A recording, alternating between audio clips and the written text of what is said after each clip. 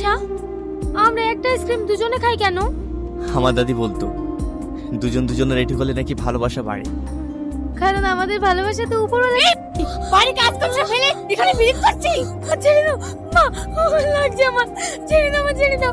ছেড়ে দেবো না, যতই বাড়ি অস্ত্র কমালে কষ্ট আছে। আরে ছেড়ে দিন, ওকে ছেড়ে দিন, ও লাগছে তো। তুই বেশি ফটোফটো করবি নি, বেশি কথা বলে না চটি খুলে মুখে মারবো। আয়, খাওয়া দাওয়া তো হলো, তাহলে এবার মেয়েকে ডাকি। না না, মেয়ে ডাকতে হবে না, মেয়ে আমার আগে থেকেই পছন্দ। আপনাদের কোনো আপত্তি নাই তো?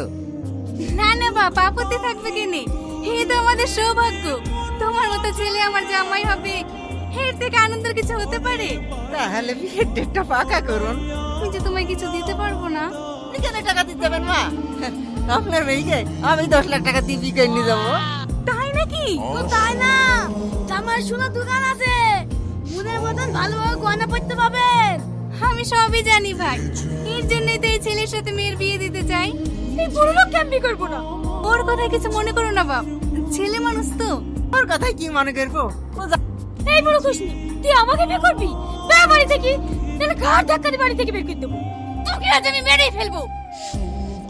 এই, ছাড়বো। আর একবার যদি সান্দার গায়ে হাত তোলেন না, তাহলে আমি আপনার হাত ভেঙে দেবো।